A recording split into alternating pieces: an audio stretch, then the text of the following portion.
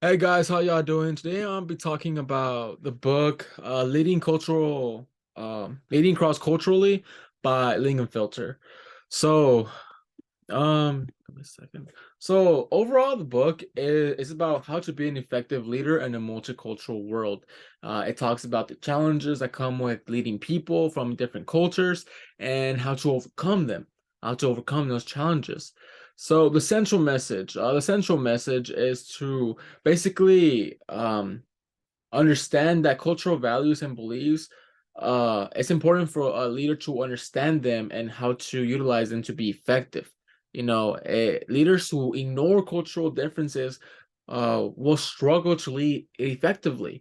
An effective cross-cultural leadership, according to the author, will require an understanding of cultural values and beliefs, as well as the ability to adapt to different communication styles and leadership approaches. So, what does the Bible actually talk about cross-cultural leadership? Basically, the Bible doesn't really talk too much or doesn't really make any direct emphasis on cross-cultural. However, it does talk a lot about, loving one another, regardless of your background or differences. And Mark 12:31, it says, the second is equally as important. Love thy neighbor as yourself, and no other commandment is greater than these. Jesus said this. Long story short, Jesus said to love your neighbor. Doesn't matter if they're different, doesn't matter if they're different race, different background, different culture, different gender, doesn't matter, different political difference. Just love them. And then in Galatians 3:28, it says, there is no longer Jew or Gentile, slave or free, male and female, for you are all one in Christ Jesus. Essentially, Paul, what's trying to say here is that because of Jesus, we all under this covenant, we all as one. God sees us all as one.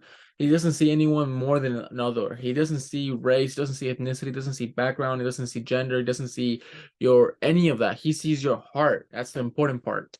So, I basically utilized all the everything I learned from the book and applied it to a country. And the country I decided to apply to was Israel. Now, the time zone in Israel, let's start there.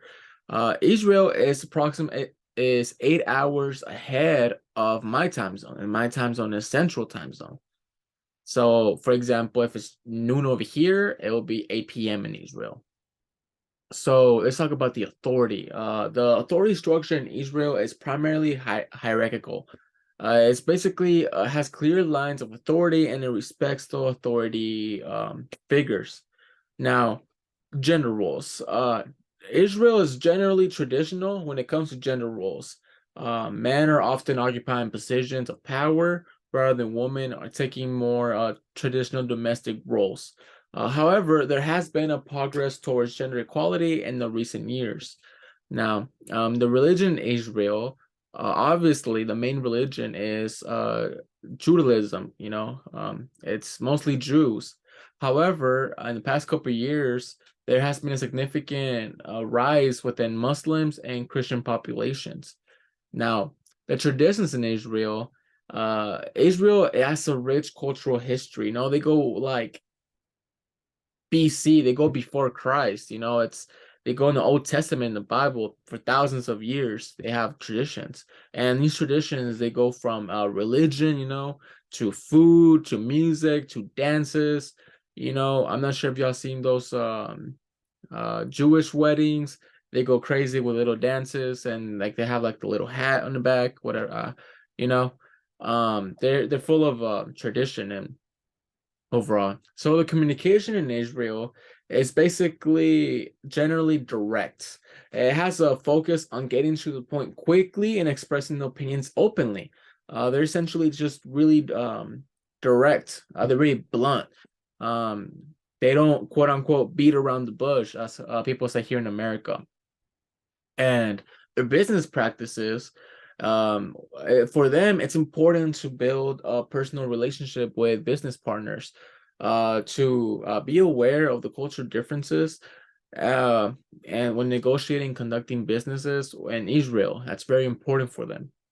So, moving forward, there's certain things that I can learn from the book. Or I learned from the book. The main lesson was valuable insights basically on how to be an effective cross-cultural leader. This includes the importance of understanding cultural values and beliefs and essentially adapting to different communication styles and overall building personal relationships with the people that you're leading.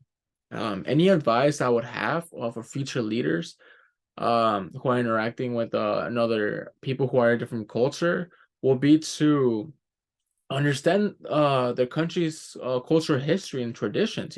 Be aware that their gender roles might be different than what we used to, and that the authority structures may also be different.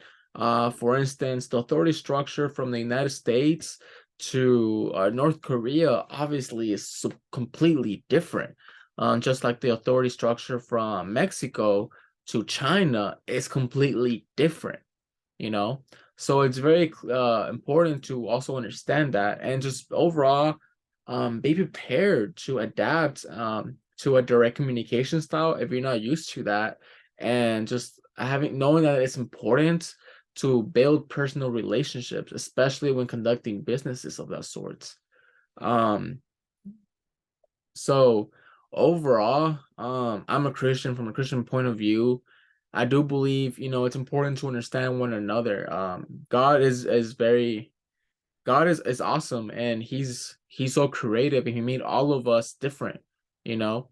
We're not all the same, we all different in our own unique ways, and he made different he led us with free will, and that free will we made different cultures, traditions, race, ethnicity, languages, and it's all beautiful. No one's more important.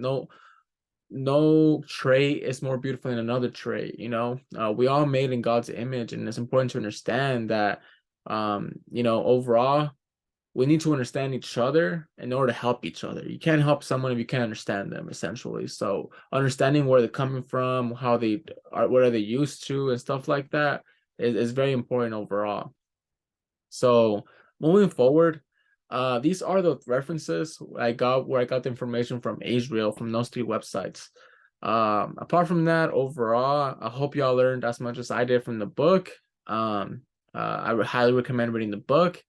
And yeah, that's it. Have a good one, guys.